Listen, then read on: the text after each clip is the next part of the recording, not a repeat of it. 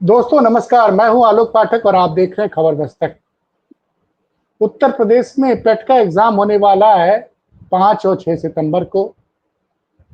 जबरदस्त बारिश हो रही है और इसमें 25 लाख परीक्षार्थी अपीयर होंगे। आंकड़े जरा ध्यान दीजिएगा, 25 लाख परीक्षार्थी। और ये 48 जिलों में सेंटर रखा गया। उत्तर प्रदेश में 75 जिले हैं। ये योगी जी का अद्भुत विकास है कि 75 जिले हैं लेकिन परीक्षाएं सिर्फ 48 जिलों में होगी।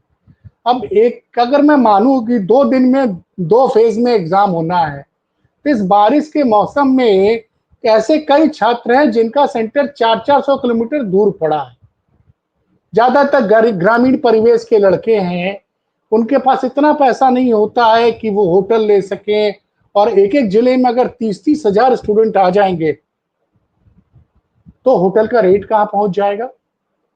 और इन सब मुद्दे को लेकर हमारे साथ बातचीत करने के लिए एग्जामपुर कोचिंग वाले विवेक कुमार सर हैं, जो लगातार छात्रों के लिए कोचिंग का चलाते हैं, लेकिन छात्रों के हितों की लड़ाई लड़ते हैं। इनका एक ट्वीट मैं पढ़ रहा था। उस ट्वीट में मैंने देखा कि इन्होंने बताया था कि उत्तर प्रदेश सरकार से निवेदन किया था कि हरियाणा में जब इस तरह का एग्जाम हुआ था, तो वहां पे छात्राओं को आने जाने के लिए बसें मुफ्त में उपलब्ध कराई गई थी। अब योगी सरकार है, उनके लिए महिलाओं का वोट ज्यादा चाहिए, तो रक्षाबंधन पे 3 दिन तक महिलाओं को फ्री में यात्रा कर सकती हैं। लेकिन शिक्षक छात्र जो देश का भविष्य है, जो नौकरी की तलाश कर रहा है, उसके लिए सरकार अपना दिल बड़ा नहीं कर पाती है। तो विवेक जी, आपका मैं ट्वीट देख रहा था, तमाम लोग आपसे लगातार, मुझे लगता है कई हजार लड़कों ने आपको जब आपसे पूछा है कि सर मुझे मेरा मेरा सेंटर झांसी पड़ा है, कोई कह रहा है आगरा पड़ा है, कोई कह रहा है यहाँ पड़ा है। तो क्या लग रहा है आपकी आपकी बात सरकार सुनेगी? सर अभी तक तो मुझे लगता है कि जैसे आज 1 सितंबर हो गया, अब 2 सितंबर होने वाला है, तो सरकार को सुन लेना चाहिए था। कोई इतनी बड़ी बात नहीं थी कि कोई हजारों करोड़ रुपए का सरकार को नुकसान हो जाता। बहुत छोटी सी बात थी, क्योंकि ये हरियाणा भी कर चुका है 2 महीने पहले। हरियाणा तो छोटा सा राज्य है, वहां भी भाजपा सरकार है। और उससे पहले राजस्थान भी कर चुका है सेम टू सेम। राजस्थान में भी जैसे हमारे यहाँ पे पीटी होता है, वहाँ पे सीटी होता है। तो उन लोगों ने भी जो परीक्षा के लिए बस का जो व्यवस्था थी उसको फ्री की थी। अगर राजस्थान हरियाणा कर सकता है, तो क्या उत्तर प्रदेश सरकार करने में सक्षम नहीं है? हमने तो बहुत छोटी सी मांग की। मैं चलो ठीक है भाई, आपने कहा कि चलो भाई सेंटर 400-500 हमारे पास सेंटर नहीं है। मेरी बात तो हर एक जिले में भी होता, मुझे लगता है हर जिले में 100-200-500 सरकारी स्कूल विद्यालय सब कुछ है। पर चलिए आपने 48 जिलों में किया, तो कम से कम उनको आने जाने की तो कोई ऐसी सुविधा दीजिए कि इतना। एक्चुअल में किराया बहुत महंगा है। किराया एक ऐसी चीज होती है जो बच्चे के लिए बाधा बनती है। वो तो पहले ही अपनी परेशानियों से, घर परिवार में इतना पैसा नहीं होता कि आगे पढ़ाई करे। बच्चियां हैं, बच्चे हैं, इतने इतने सालों से इंतजार कर रहे हैं। कई साल बाद एग्जाम आते हैं, उनमें फिर ये लोग बाधा लगा देते हैं, सेंटर इतनी दूर। दूसरी बात की भाई अब पैसा खर्च करके जाओ, फिर इतनी दूर सेंटर है तो बच्चा 1 या 2 दिन पहले भी जाएगा, क्योंकि एक साथ तो पहुंचेगी नहीं, उसको 12-14 घंटे लगेंगे ट्रेवलिंग में। तो सरकार को कम से कम परिवहन व्यवस्था तो दुरुस्त और फ्री करनी चाहिए थी। मुझे तो बहुत उम्मीद थी मुख्यमंत्री जी से। परंतु क्या करें, बिल्कुल अभी 1 तारीख हो गई, 2 तारीख होने वाली है, अभी तक तो कोई निर्णय आया नहीं है। क्योंकि जो भी कुछ होगा 6 और 7 तारीख को पेपर है, तो आपको कम से कम 5, 6, 7 और 8 4 दिन फ्री करनी पड़ेगी, जिससे एक दिन पहले बच्चा निकले और एक दिन बाद तक वो अपने घर पर पहुंचे। नहीं नहीं, दूसरा आपने एक बड़ी अपील की, अभी मैं देख रहा था ट्विटर पे, एक्स पे आपने किया था कि कोचिंग संचालकों से कहा था कि आप छात्रों के रहने की व्यवस्था कराएं। अगर मैं बांटूं कि 25 लाख छात्र हैं 2 दिनों का, तो एक दिन में औसत आएगा 12 लाख का। और 48 जिले का है, तो मतलब 30 हजार छात्रों की रुकने की व्यवस्था सरकार चाहे तो चुटकियों में कर सकती है। क्योंकि ये सैटरडे संडे का दिन पड़ रहा है, बहुत से स्कूलों में व्यवस्था की जा सकती है। तमाम मतलब पॉलिटिकल पार्टीज भी कर सकती, तमाम। हम मैं तो लखनऊ में रहता हूँ, यहाँ देखता हूँ बड़ा मंगल का भंडारा जबरदस्त लोग कर देंगे। तो आप सामाजिक संगठनों से क्यों नहीं अपील कर रहे हैं कि भाई ये भी आपके परिवार का हिस्सा है? क्योंकि जो मैंने जो देखा है कि जब इस तरह के एग्जाम होते हैं लखनऊ में स्थिति ये हो जाती है कि स्टेशनों पे लोग सोते हैं, और सुबह वॉशरूम का क्या हाल होता है। फिर सेंटर जो है, सबसे बड़ी प्रॉब्लम क्या होती है कि सेंटर आपने लखनऊ रख दिया।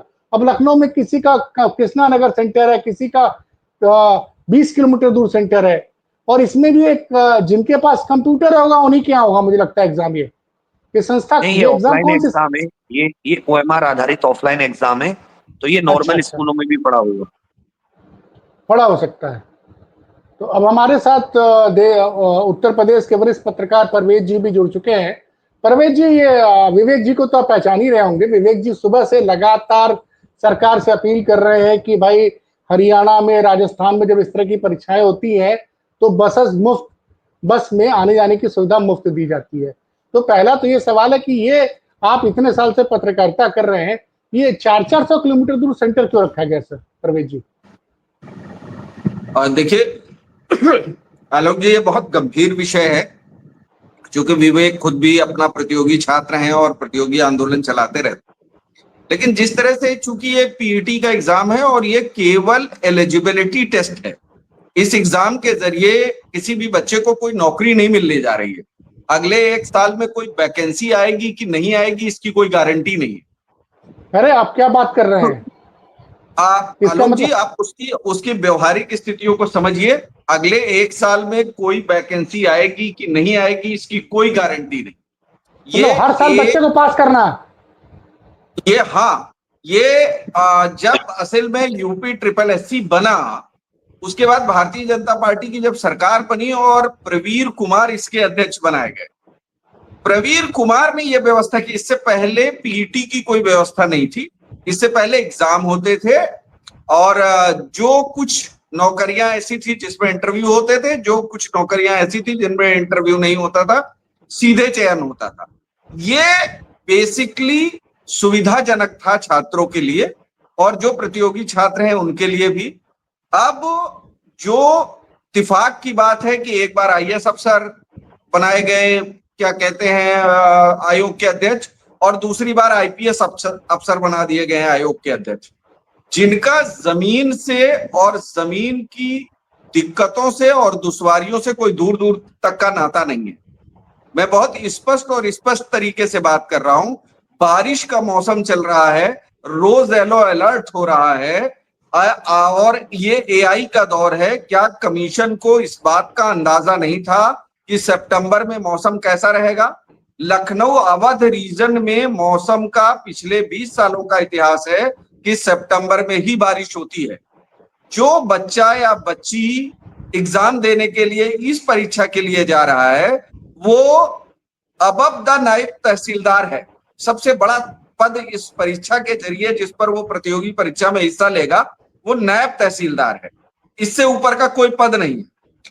ये नायब तहसीलदार का पद भी खाली होगा अगले 1 साल में कि नहीं होगा? पीटी की कितने दिनों तक वैलिडिटी रहेगी? क्या मेरिट कट ऑफ वो तय करेंगे? शायद छात्र बहुत अच्छी तरीके से इसको नहीं जानते हैं। और सेंटर है, पता चला मुझे, किसी ने मुझे बताया कि कोई भदोही के रहने वाले बच्चे का, एक मुझे कोई अभी फोन कर रहा था, उसका सेंटर ललितपुर गया हुआ है। अब आप बताइए कि वो 700 किलोमीटर की दूरी तय करके सिर्फ एलिजिबिलिटी टेस्ट के लिए जाएगा। और ये संख्या इतनी ज्यादा है, वो 25 लाख के आसपास की संख्या है। पूरे स्टेट में अजीब स्थिति होगी। अब तक आज पहली तारीख हो गई, उत्तर प्रदेश परिवहन निगम ने कोई ऐसा आदेश नहीं जारी किया है कि वो प्रतियोगी परीक्षाओं के लिए अलग से बस चलाएगा। मैं कह रहा हूँ फ्री मत करिए, लेकिन हर जिले से एक स्पेशल बस तो चलाइए। नहीं परवेज जी, मैं परवेज जी मैं रोकूंगा परवेज जी। रक्षाबंधन पर 3 दिनों के लिए आप सबको, सारी महिलाओं को दे देते हैं कि आप मुफ्त में जहां चाहिए वहां दौरा कर सकती हैं। और ये देश के भविष्य हैं 25 लाख। और इसमें ज्यादातर जो, जब आप बता रहे हैं कि नायब तहसीलदार तक की एलिजिबिलिटी है, तो बेचारे छोटी छोटी नौकरी की तैयारी करने वाले छोटे छोटे गांव कस्बों के लोग हैं, जो कि बनारस में रह के, इलाहाबाद में रह के, लखनऊ में रह के किसी तरह से कोचिंग करते हैं। कई लड़के तो एक टाइम खाना खाते हैं। क्योंकि जब पुलिस भर्ती वाला जब पेपर लीक हुआ था, उस दौरान मैंने काफी बच्चों से बात की थी और वो उस चीज से बड़े नाराज थे कि साहब ये पेपर लीक हो गया और अब हमको माँ बाप पैसा नहीं देंगे, हम कोचिंग कैसे करेंगे। अब आलोक जी विवेक कुछ उंगली उठा रहे थे, पहले ये बात कहते हैं तो हाँ, फिर मैं दोनों को समाप्त करके हाँ कहूंगा। विवेक जी आप कुछ आपकी बोल जो रहे थे। बात है सर मैंने इसमें ये दिमाग में है रखा, ये विवेक कुछ कह रहे हैं, इनकी बात सुन ले पहले। जी, जो UP triple S C PET इस बार 2025 में हो रहा है सर, ये एक साल बाद हो रहा है, ये 2024 में नहीं हुआ। ये पहली बार 2021 में हुआ, 22 में हुआ, 23 में हुआ, लगातार 3 साल। 24 में नहीं हुआ, 25 में। तो एक तो वो बच्चे हैं कि जो 2-3 साल से इंतजार कर रहे थे। दूसरी चीज क्या है कि इसकी वैलिडिटी को 3 साल कर दिया है। तो अगर बच्चा छोड़ेगा तो 3 साल उसका भविष्य बिल्कुल खराब, क्योंकि वो कोई भी मुख्य परीक्षा नहीं देख पाएगा। जैसे लेखपाल की, लोअर पीसीएस की, जैसे सर ने बताया, और भी बहुत सारी वैकेंसी आती है।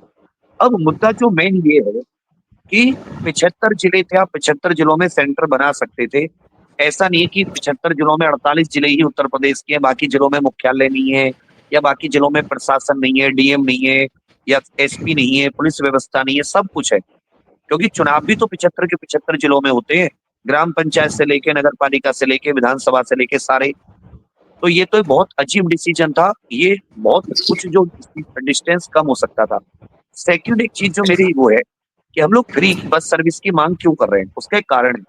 अगर सर सेंटर 100-150 किलोमीटर दूरी पर होते तो आने जाने में अधिकतम 500 रुपए का किराया लगता। लेकिन अगर वो सेंटर 500 किलोमीटर की दूरी पर है तो मुझे नहीं लगता कि किराया आने जाने में, और वो सेंटर भी शहर से 33 किलोमीटर दूर भी है। अब जैसे इसी का सहारनपुर में रमाबाई कन्या इंटर कॉलेज करके, तो वो मेन शहर में नहीं है, शहर से कुछ किलोमीटर दूर है। उसका भी किराया लगेगा। आप जानते हैं इससे समय पर ऑटो वाले सब लोग थोड़ा बहुत एक्स्ट्रा किराया। तो वो जो 1,000, 1,500, 2,000 रुपए का है, वो अमाउंट बच्चे के पास नहीं होता। आप एक आम बच्चे से बात करेंगे तो जनरली सच में बहुत ही तंगी में वो जीता है, बहुत ही तंगी में, क्योंकि सब किसान परिवार के बच्चे होते हैं। जैसे मेरे पास प्रयागराज में जितना बच्चा आता है, 99.9% बच्चा किसान परिवार का होता है। घर से दाल चावल लेकर आता है, एक टाइम 2 टाइम उसी दाल भात को खा के अपना गुजारा करता है। तो हमारे इसलिए कि वो 1,500-2,000 रुपए की वजह से वो छोड़ेगा, उसके 3 साल आगे खराब होंगे, पूरा खराब हो जाएगा सब कुछ। तो उसमें अगर सरकार थोड़ी सी अपनी बड़ा दिल दिखाए और राज्यों से प्रेरणा ले, और सबसे बड़ी बात है मुख्यमंत्री से क्यों मांग कर रहे हैं, इसी युवा के दम पे ही तो मुख्यमंत्री बने 2-2 बार। हम तो आंख बंद करके वोट दिए, ये युवाओं ने तो वोट दी। अब उन्हीं को आप बिल्कुल नजरअंदाज कर रहे हैं। सबको पता है कि ये कैंपेन चल रही है, सबको पता है कि भाई बच्चों की मांगे, लाखों ट्वीट होते हैं। तो सर ऐसा नहीं कि कोई चीज सरकार से छुपी रहती है, फिर भी आप कोई मतलब पता नहीं क्या इतनी चीज ऐसी है कि आपको फैसला लेने से रोक रही है। 100-200 करोड़ रुपए का भी नहीं बैठेगा इन बच्चों का। तो इसलिए हम लोग मांग कर रहे हैं सर। अच्छा विवेक नहीं जी एक देखिए, जानकारी आप दे मैं दीजिए। मैं परवेज जी एक सवाल मैं विवेक जी से पूछ लूं, क्योंकि आपने कहा कि 2021, 2022 में और 23 में 3 बार हुआ। इन 3 बारों में कितनी लोगों को फाइनली नौकरियां मिली? ये तो एलिजिबिलिटी टेस्ट हुआ कि आपने प्री पास कर लिया, अब आप मुख्य परीक्षा में शामिल हो सकते हैं। तो 3 साल में एक्चुअल नौकरियां कितनी मिली, ये जानना चाह रहा हूं मैं जरा, अगर आंकड़ा हो सर तो। 2021 में हुआ तो 2021 से एक वैकेंसी लेखपाल की आई, 8,500, 8,000 कुछ करके एक वैकेंसी थी, और थोड़ी थोड़ी वैकेंसी और आई है। इसी प्रकार 2022 से 2023 से तो और भी कम वैकेंसी आई। तो वैकेंसी का तो आप ऐसा मानिए कि बहुत ही नाम मात्र आई है। मैं ऐसे जोड़ के तो भी आपको नहीं बता सकता, बट आप ऐसा समझिए 3 बार हुआ, और तीनों बार का मिला के 75-80 लाख बच्चों ने फॉर्म भरे होंगे, जिनमें से मुझे लगता है कि अंडर 50,000 के करीब, अंडर 50 तो मैं और भी ज्यादा बता रहा हूँ, लगभग इतना ही मान, मतलब बहुत नाम कम ही मान के चलिए। अच्छा परवेज जी मेरा सवाल आपसे ये है कि क्या विपक्ष सो रहा था क्या जब इस तरह से प्रवीण कुमार ने ये जो नया प्रोसेस लगाया कि भैया जो क्लास 4 और क्लास 3 की नौकरियां हैं, क्लास 3 की मतलब नायब तहसीलदार तो क्लास 3 ही हुआ, इसकी नौकरी के लिए आपको प्री का टेस्ट देना पड़ेगा? देखिए, मैंने आलोक जी आपको पहले भी कहा कि जो भी दुश्वारियां हैं वो विपक्ष के कंप्रोमाइज होने की वजह से ही है। पिछले योगी आदित्यनाथ जी की सरकार बनने के बाद से विपक्ष ने कभी भी व्यापक समाज के हित का कोई मुद्दा नहीं उठाया, ना उसने कोई आंदोलन किया है। जब भी छात्रों का विषय आया, चाहे वो इलाहाबाद में आंदोलन कर रहे हो छात्र, चाहे पीसीएस का मामला रहा हो, चाहे पीसीएस जे का मामला हो, समीक्षा अधिकारी भर्ती का रहा हो, क्या यूपी ट्रिपल एससी के बच्चों का बहुत लंबे समय से वैकेंसी ना आने का हो, रिजल्ट रुके रहने का मामला हो, कभी भी विपक्ष ने कोई मुद्दा नहीं उठाया है। आपको तो लोहिया का वो कथन याद ही होगा कि जब विपक्ष जो है खामोश हो जाता है तो संसद कैसी हो जाती है। तो बेसिकली ये विपक्ष की नाकामी है। लोग कहते हैं कि आप सरकार को सवाल क्यों नहीं कर रहे हैं, आप विपक्ष को क्यों कर रहे हैं। बेसिकली विपक्ष सिर्फ इसीलिए जनता भेजती है कि अगली बार आप हमारे मुद्दों को उठाकर सत्ता में आए। लेकिन अगर आप सत्ता के बगलगीर हो गए हैं विपक्ष में रहते हुए तो फिर कोई बात ही नहीं है। आप देखिए ना कि राहुल गांधी कैसे भी मुद्दे, लेकिन विपक्ष का जो रोल है 24 के बाद से तो वो लगातार उठा रहा है और उठा भी रहे हैं, खड़े भी कर रहे हैं। उसे जनता कैसे लेती है, फैसला जनता का है। लेकिन राहुल गांधी वो काम कर रहे हैं।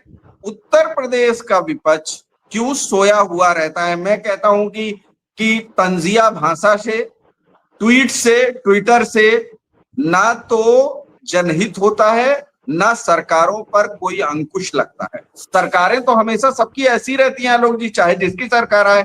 आप सरकार बदल दीजिए, भाजपा की जगह सपा आ जाए, कांग्रेस आ जाए, बसपा आ जाए, सबका चरित्र एक जैसा होता है।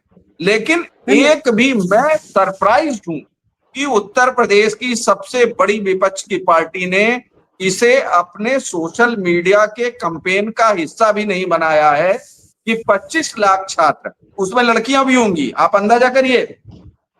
वो लड़कियां जिनका इलाहाबाद से सहारनपुर सेंटर गया होगा, वो जब वहां घर से निकलेगी तो उसके साथ एक उसका चाचा, मामा, ताऊ, बुआ का लड़का कोई एक साथ जाएगा और उसे अगले दिन 10 बजे अपने सेंटर पे अपीयर होना है, यानी एक दिन बिफोर निकलेगा।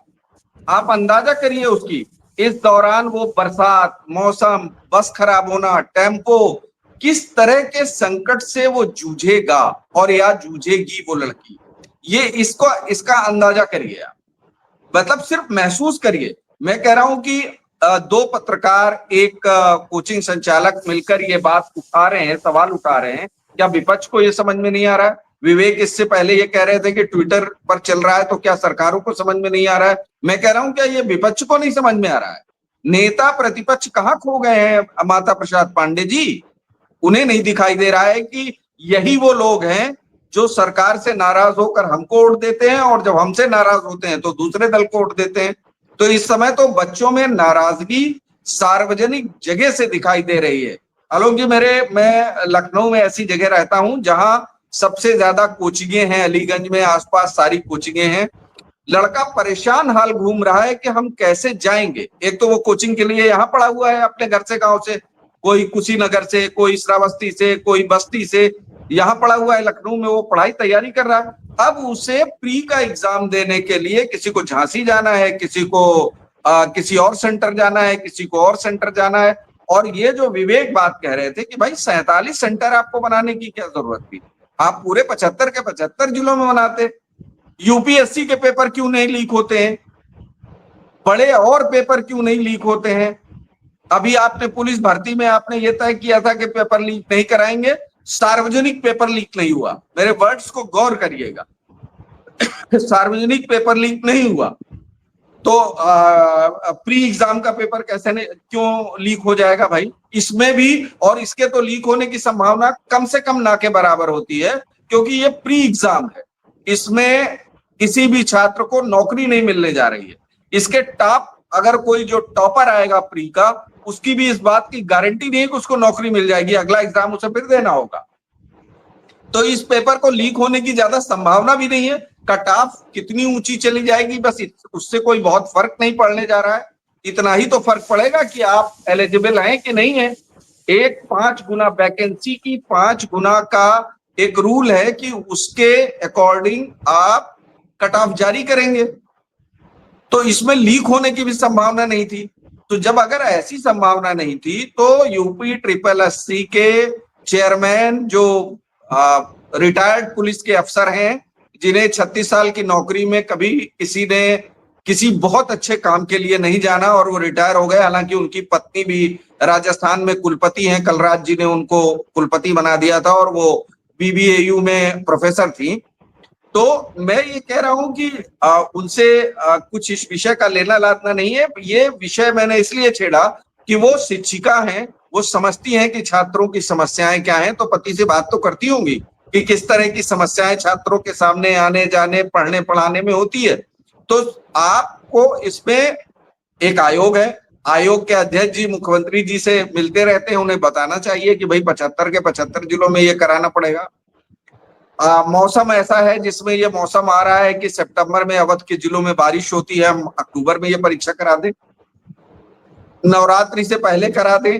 हम क्या कहते हैं, नवरात्रि से पहले जिसमें कोई बहुत शुभ काम नहीं होता है, माना जाता है कि लोग श्राद्ध और इस सारे कारों में लगे रहते हैं, उसमें परीक्षा करा दीजिए, क्योंकि परीक्षार्थी को कोई बहुत मुहूर्त से मतलब नहीं होता है, उसे तो अपनी मेधा से मतलब होता है। तो उस दौरान बहुत ट्रैफिक नहीं रहता, शहरों में लोग नहीं निकलते हैं, कम आते जाते हैं, उस दौरान परीक्षा करा देते। एक मिनट में विवेक जी से कुछ पूछना। विवेक जी ये बताइए कि देखिए मुख्यमंत्री, तो आपने मुख्यमंत्री को क्यों नहीं अप्रोच किया, आप क्यों नहीं मुख्यमंत्री से मिलने की कोशिश कर रहे हैं? क्योंकि कोई और तो दिख नहीं रहा मुझे। कोई मतलब कमाल की बात है कि प्रयागराज में इतने बड़े बड़े छात्र नेता पड़े हुए, किसी ने, मैं किसी का ट्वीट नहीं देख रहा हूँ। समाजवादी पार्टी से मुझे शिकायत है, मैं खुले मन से कह रहा हूँ कि इस मुद्दे को, आप जिस मुद्दे को उठा रहे हैं, रोजगार, हर आदमी कहता है, हर विपक्ष का नेता कहता है सत्ता पक्ष का नेता हमको रोजगार देना है, और 3 साल तक इन बच्चों को दोबारा मौका नहीं मिलेगा। सबसे बड़ी बात तो ये है, और बरसात का मौसम है, कहीं रास्ता बंद हो गया तो उसकी तो पूरा, उसको 3 साल के लिए गया। जिस तरह की कंडीशन चल रही है, भयानक बारिश चल रही है। बिजनौर में किसी बैराज पर पुल बन रहा है सर, बिजनौर में। उस पुल को उसको उसके करने के लिए 50 किलोमीटर घूम के आना पड़ रहा है। मतलब बच्चे बता रहे थे मुझे कि सर बिजनौर में कोई बैराज बन रहा है, उसमें सीधा रास्ता नहीं है, 50 किलोमीटर घूम के आना पड़ेगा। तो उन्होंने मतलब किसी चीज को ध्यान में नहीं रखा। सर मुख्यमंत्री से मिलने की तो मतलब कि हमारा तो उतना कोई वजूद है नहीं, बट हमने अपने सोशल मीडिया जितना भी हमारे पास है सिस्टम, हमने ज्ञापन आदि बहुत बार देने की कोशिश की। और ये केवल यूपी प्रदेश का मुद्दा नहीं है, ये तो सामने इसलिए अभी उत्तर प्रदेश एसआई के फॉर्म भरे जा रहे हैं, फॉर्म भरने में इतनी समस्याएं आ रही हैं। अभी एक आपको यूपी ट्रिपल एससी का एक और अभी बताता हूँ, पेट का भी शाम का ही। मेरे पास एक एडमिट कार्ड है एक बच्ची का, उसका जो सेंटर है सर वो जिला शाहजहांपुर लिखा हुआ है एडमिट कार्ड पे। और मजे की बात देखिए, वो जो स्कूल है, स्कूल का जो पता है वो बदायूं में है, जिला शाहजहांपुर, और स्कूल कहाँ पर है, बदायूं में। अब बताइए वो बच्ची बदायूं जाए या शाहजहांपुर जाए, कहाँ जाए? भाई साहब, मतलब ये तो बच्चा अगर शाहजहांपुर चल पहुंचेगा, वहां पता चला कि स्कूल तो बदायूं है, तो उसका तो एग्जाम गया। गूगल मैप पे शाहजहांपुर में ही नहीं, गूगल मैप पे वो उसमें ही दिखा रहा है क्या नाम है, बदायूं में। और लेकिन उसके एडमिट कार्ड पे है कि शाहजहांपुर। अब इसको वो किसे ठीक कराएगी? आपको कोई नंबर नहीं मिलेगा, कोई ईमेल नहीं मिलेगा कि भाई आप अपनी ग्रीवेंस बता दीजिए। तो मतलब एक प्रकार से वो होता है ना लट, कि भाई ना कुछ बोलने देंगे ना कुछ बोलेंगे, शांत रहिए, हम जो कर रहे हैं वो दुनिया का बेस्ट मॉडल है, बाकी सब आप जो बोल रहे हैं आप अपने व्यूज और लाइक के लिए बोल रहे हैं। सर हमसे बच्चा जुड़ा होता है, उसका माँ बाप हम पे भरोसा करके भेजते हैं। अगर वो पेपर ही नहीं देगा तो मैं उसके माँ बाप को क्या मुंह दिखाऊंगा कि मैंने आपके बच्चे को लेखपाल नहीं बनने दिया या कुछ नहीं करने दिया? वो तो मुझसे ये चाहेगा ना, मेरे बच्चे को लेखपाल बनाने भेजा था मैंने, मैं कहूंगा कि वो तो एग्जाम ही नहीं दे पाया, उसकी मैट्रिक होती। तो हमारी मजबूरी होती है उठाने की। हम तो कितनी बार उससे कहते हैं शासन से कि भाई आप हमारी बात सुन लीजिए, हम बच्चों का जो एक गुस्सा है उनके मन में, युवाओं के मन में जो पीड़ा है वो आप तक पहुंचा देंगे, करना नहीं करना आपके ऊपर है। लेकिन अब वही है, क्या कहूँ मैं, तो मतलब बहुत ही नाउम्मीद हो गया। पिछले 5 साल में अलग अलग चीजों को उठाकर हर चीज का आपको ट्वीट करना पड़ेगा, हाथ पैर जोड़ने पड़ेंगे, एकदम भिखारी से भी नीच बन के लोगों से मांगना पड़ेगा, जो कि हमारा लीगल अधिकार है, कानूनी अधिकार। उस बात के लोग सैलरी लेते हैं, लेकिन अब भिखारी की तरह इनके सामने कटोरा लेके भौंकते रहते हैं, करिए करिए करिए। अरे सर चुन के भेजा यार, करिए क्यों नहीं कर रही है? नहीं करना तो छोड़ दीजिए। ये कह देंगे तो इस पे भाई 100 FIR फालतू, पुलिस तंग करेगी, सब पकड़ने के लिए माफिया घोषित कर देंगे, 100 चीजें। तो ये चीज पीड़ा देती है बहुत ज्यादा। नहीं परवेज जी, देखिए फाफा, अभी जब इन्होंने बिजनौर का जिक्र किया तो फाफा मऊ का पुल भी बंद होने वाला है, संभवतः 9 सितंबर से बंद होने वाला है 15 दिन के लिए। प्रयागराज घुसने के पहले आप लखनऊ से जाएंगे तो फाफा मऊ के जरिए प्रयागराज जा सकते हैं, नहीं तो बहुत लंबा घूम के जाना पड़ेगा। उसमें सुना कि आज बहुत तगड़ा जाम लगा हुआ था। तो इस तरह की व्यवहारिक दिक्कतें बड़ी जबरदस्त है। और जो दूसरा इन्होंने बताया कि एडमिट कार्ड में जिला शाहजहांपुर स्कूल है बदायूं, जबकि मुझे नहीं लगता कि बदायूं और शाहजहांपुर कनेक्टेड है कहीं से भी, या तो नक्शे पे चेक करना पड़ेगा।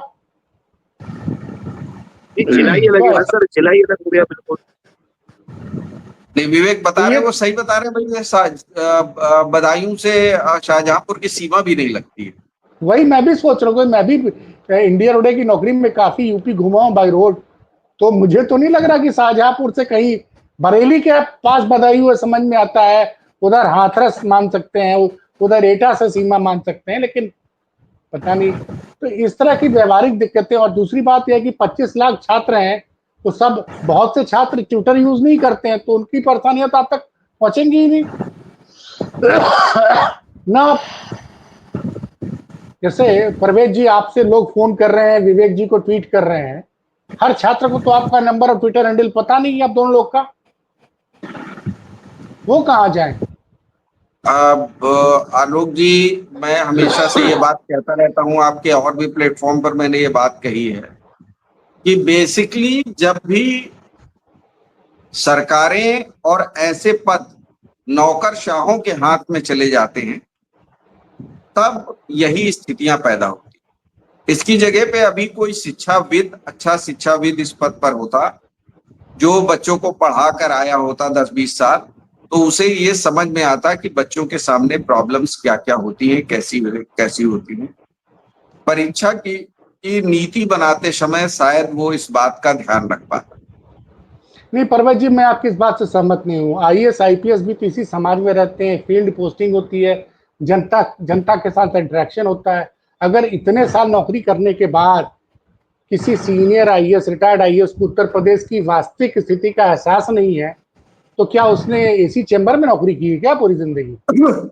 आलोक जी, इस बात को समझ लीजिए बिल्कुल गंभीरता से, इसको थंब रूल की तरह मैं मतलब अथॉरिटी के रूप में कह रहा हूं कि किसी भी आईएएस या आईपीएस की 36 साल की नौकरी में एवरेज पर डे, जब तक वो फील्ड में रहता है तो अलग बात है, अगर वो फील्ड में नहीं रहता है तो 2 कॉमन पीपुल से भी पर डे बातचीत नहीं होती।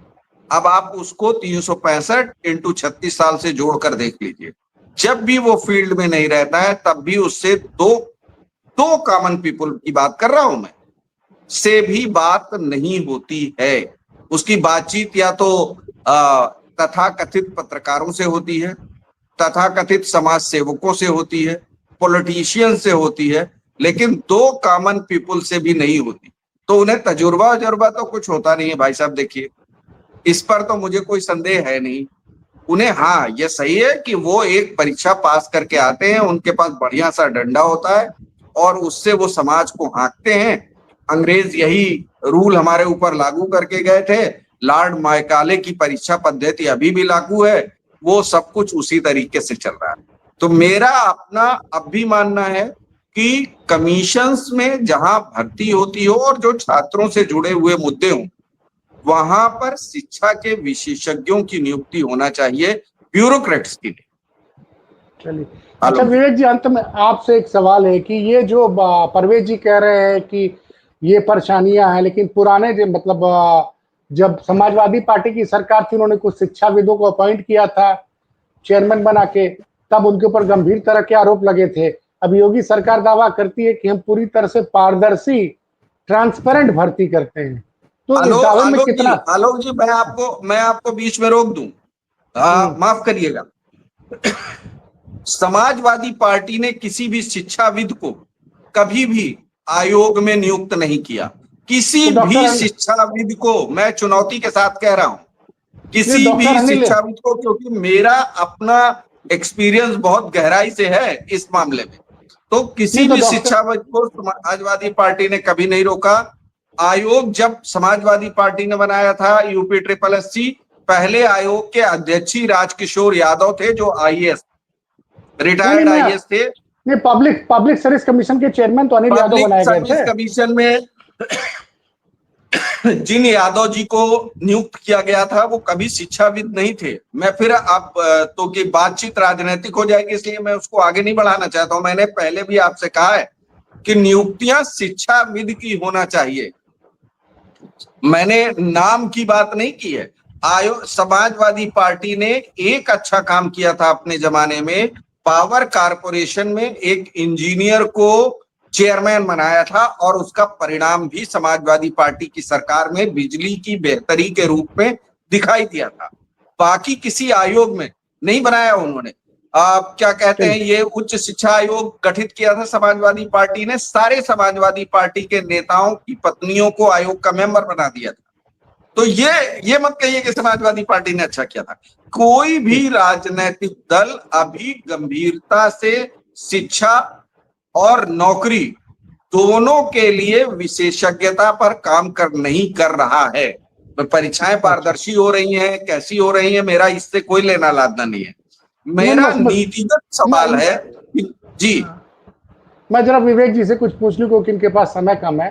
विवेक जी, ये बताइए कि आपने अपील तो कर दी है कोचिंग वालों से कि भाई अपने अपने जिले में व्यवस्था कीजिए आपने, लेकिन मेरा कहना है कि आपने जो पूरी कैंपेन शुरू की है, जब से डेट आई उस वक्त शुरू किया, क्या आपको पहले से अंदाजा नहीं था क्या कि विभाग इस तरह से करने जा रहा है, 48 जिलों में ही करेगा, और क्या जरूरी है कि इसको 2 दिन में ही किया जाए, इसको बढ़ाया भी तो जा सकता है?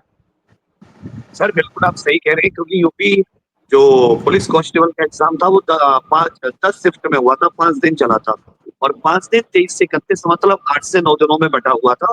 वो भी पेपर लीक नहीं हुआ। तो ये भी ऐसे ही 4 से 5-6 उनमें कर सकते थे, जब इनको पता है कि हमारे पास मतलब उतना वो सेंटर कम है। और ये तो हमें, मुझे क्या लगा था कि जैसे एक रिटायर्ड सर है तो इस बात शायद यूपी SSSC में एक अच्छा सुधार आए, तो हमें तो बहुत बेहतरी की उम्मीद थी, लेकिन हमें बहुत नाउम्मीदी इससे हासिल हुई है। और सरकार के जो तर्क है, यूपी SSSC के जो तर्क है, वो मतलब बहुत ही कचकाने से लगते हैं एकदम। जैसे आपको कहते हैं ना कि चलो भाई हमने कर दिया अब तुम करो, हमने तो इस आधार पर कर दिया, क्योंकि 75 जिलों में RO का एक एग्जाम हुआ है, एक दिन में एग्जाम निबट गया, एक शिफ्ट में एग्जाम निबट गया। तो ये सब कर सकते थे, वही सारी की सारी चीजें हैं। अब तो हमारे पास चुनौती ये है कि अब जो बच्चे अलग अलग सेंटरों में जाएंगे, ये समय से सही से सेफ्टी से पहुंच जाएं। सर हरियाणा में स्टूडेंट के साथ साथ उसके गर्ल्स के अभिभावक को भी फ्री सर्विस दी थी, फ्री बस सर्विस सरकार ने, मतलब एक अभिभावक भी उसके साथ फ्री जा सकते थे। हमारे तो ये है कि चलिए मुख्यमंत्री जी कम से कम इतना कर दीजिए कि बच्चा नहीं मुख्यमंत्री, रोड में मैं तो किराया लगे। नहीं, मैं तो बिल्कुल कहूंगा कि मुख्यमंत्री जी को करना। आलोक जी, मैं क्षमा सहित एक सेकंड, क्योंकि मुझे एक जगह जाना है, तो मैं आपको एक लाइन में कह रहा हूं कि ये प्रोग्राम समाप्त करते समय, पूरा करते समय ईश्वर से प्रार्थना करिएगा कि सारे बच्चे सकुशल चले जाएं और परीक्षा लेकर वापस आ जाएं, उनके साथ कोई हादसा दुर्घटना ना हो। उनके पास होने फेल होने पर तो उनकी मेहनत तय करेगी, पर ये ईश्वर से जरूर प्रार्थना करिएगा कि किसी तरह किसी बच्चे के साथ कोई हादसा ना हो। नमस्कार। नमस्कार। तो विवेक जी, बस मैं तो यही कहूंगा कि आपने जो मुहिम चलाई है, वो मुहिम सरकार के कानों तक पहुंचे, और जब सरकार रक्षाबंधन पर 3 दिन तक महिलाओं को दे सकती है, तो ये तो देश के भविष्य है, और सरकार कोई अपने पॉकेट से तो दे नहीं रही है, हमारा आपका टैक्स पेयर का पैसा है। एग्जैक्ट।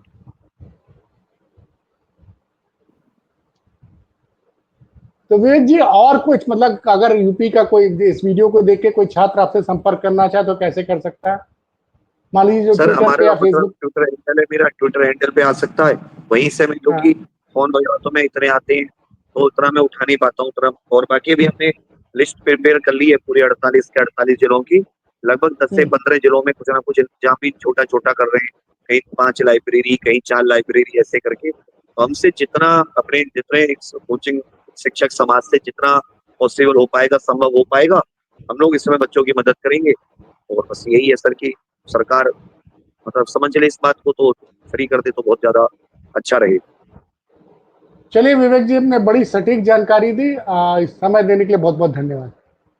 धन्यवाद सर, थैंक यू।